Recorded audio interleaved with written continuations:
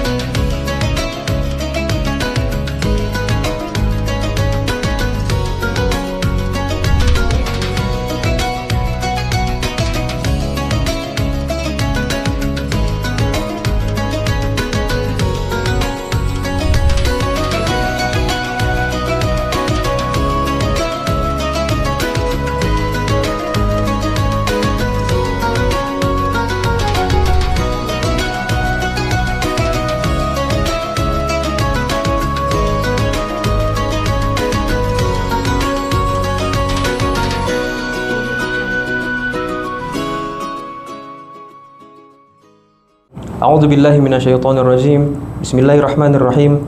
Assalamualaikum warahmatullahi wabarakatuh. Alhamdulillahi bari'in nasam wa khaliqil lawhi wal qalam. Ahmaduhu ta'ala 'allamal insana ma lam ya'lam wa ashkuruhu 'ala ma asda wa an'am. Ashhadu anna nabiyyana Muhammadan 'abduhu wa rasuluhu al-hadi ila sabilil aqwam. Allahumma shalli wa sallim ala sayyidina Muhammadin wa ala ali sayyidina Muhammad. Amma ba'd. Teman-temanku, sahabat-sahabatku sekalian yang saya cintai, yang dimuliakan oleh Allah Subhanahu wa taala, yang semoga kita semua diberikan kekuatan, diberikan kesehatan untuk menjalankan ibadah puasa pada bulan yang suci ini. Yang paling penting, semoga kita semua diberikan kemampuan untuk mengerjakan ibadah puasa pada bulan yang mulia ini. Mengapa dinamakan bulan yang mulia? Karena di bulan inilah tempat di mana Al-Quran diturunkan. Karena di bulan inilah tempat di mana ada suatu malam yang sangat istimewa, malam 1000 bulan, malam Lailatul Qadar. Karena di bulan inilah di mana amalan kita dilipat gandakan oleh Allah Subhanahu wa taala. Karena di bulan inilah surganya Allah dibuka selebar-lebarnya dan nerakanya ditutup serapat-rapatnya.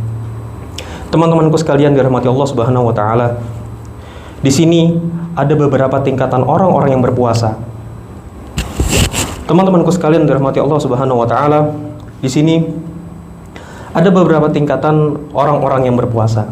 Yang pertama adalah shaumul awam, yaitu al-imsaku 'anil akli wasyurbi wal jima'i awil qa'i 'amdan. Yaitu orang-orang yang hanya menahan laparnya saja, hanya menahan hausnya saja, hanya menahan berhubungan suami istrinya saja, akan tetapi dia tidak mendapatkan pahala dari Ramadan itu sendiri. Seperti apa yang dijelaskan oleh Nabi besar Muhammad sallallahu alaihi wasallam, rubba shaimin laisa lahu min shiyamihi illa al-ju'i wal atash. Yaitu orang-orang yang hanya mendapatkan hausnya saja, orang-orang yang mendapatkan laparnya saja, orang-orang yang hanya mendapatkan puasanya saja dan tidak mendapatkan pahala dari Ramadan itu sendiri. Maka teman-teman sekalian, apabila di antara kita masih ada yang di fase tersebut, masih ada yang berada di kategori ini, marilah kita tingkatkan kepada fase selanjutnya, yaitu shaumul khawas, yaitu saumnya atau puasanya orang-orang yang khusus. Kedua yaitu shaumul khawas, puasanya orang-orang yang khusus. Orang-orang yang puasanya tidak hanya menahan laparnya saja, tidak hanya menahan minumnya saja, tidak hanya menahan berhubungan suami istrinya saja, akan tetapi beliau atau orang-orang ini menahan diri dari perkara-perkara atau maksiat-maksiat yang telah dilarang oleh Allah Subhanahu wa taala. Dan fase selanjutnya yaitu shaumu khawasul khawas, yaitu puasa orang-orang yang spesial, puasa orang-orang yang tidak hanya menahan lapar dahaganya saja dan tidak menahan berhubungan suami istrinya saja, tidak hanya menahan perkara-perkara yang telah dilarang oleh Allah Subhanahu wa taala, akan tetapi hatinya tetap terikat kepada Allah Subhanahu wa taala, hatinya tetap berzikir kepada Allah Subhanahu wa taala, sedang fikirannya, sedang jasadnya tertuju pada Allah dan pada akhirat. Maka Teman-teman sekalian, marilah kita berlomba-lomba dalam kebaikan, fastabiqul khairat. Minimal teman-teman sekalian berada di fase yang kedua, yaitu shaumul khawas. Agar kita bisa merasakan kemuliaan, bisa merasakan rahasia apa yang telah dijanjikan oleh Allah Subhanahu wa taala. Teman-temanku sekalian yang dirahmati Allah Subhanahu wa taala, bertemu bulan Ramadan adalah suatu kenikmatan yang sangat besar, suatu kenikmatan yang diberikan Allah Subhanahu wa taala kepada hamba-hambanya. Akan tetapi ada di antara orang-orang yang belum beruntung ketika mendapatkan kenikmatan ini. Bahkan ada di antara orang-orang yang ketika diberi kenikmatan, yang ketika dipertemukan oleh bulan Ramadan, mereka malah celaka, mereka malah rugi. Seperti apa yang telah dijelaskan oleh Nabi besar Muhammad sallallahu alaihi wasallam, dijelaskan di dalam hadis sahih yang diriwayatkan oleh Imam Tirmidzi, raghima anfu rajulin dakhala alaihi Ramadan tsumma salakha qabla ay yukfaralah. Celakalah orang-orang yang ketika dipertemukan olehnya bulan Ramadan, yang ketika dipertemukannya kenikmatan besar, yang ketika ditemukannya Ramadan, kemudian berpisah dengannya sebelum Allah mengampuni dosanya. Maka sangatlah celaka bagi orang-orang yang semacam ini.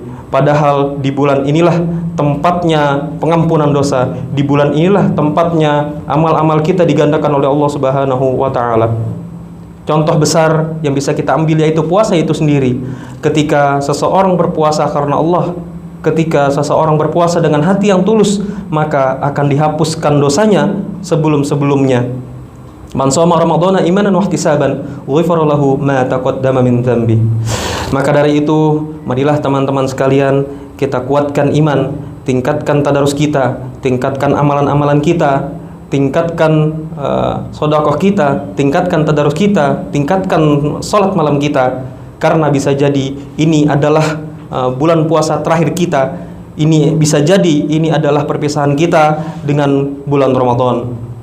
Maka sebelum saya akhiri, saya akan memberikan sebuah tips agar ibadah kita, agar amalan kita lebih khusyuk lagi, lebih fokus lagi.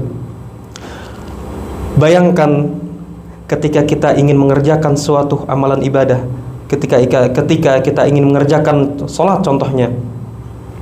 Ketika kita ingin mengerjakan sholat, bayangkan bahwasanya setelah sholat tersebut kita akan dimatikan oleh Allah Subhanahu wa taala.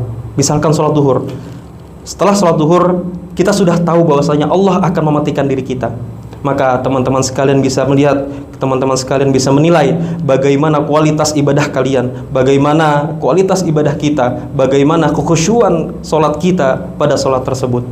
Mungkin ini saja nafahat Ramadan singkat dari saya yang menjadi nasihat bagi saya sendiri. Wa akhirul kalam, wassalamualaikum warahmatullahi wabarakatuh.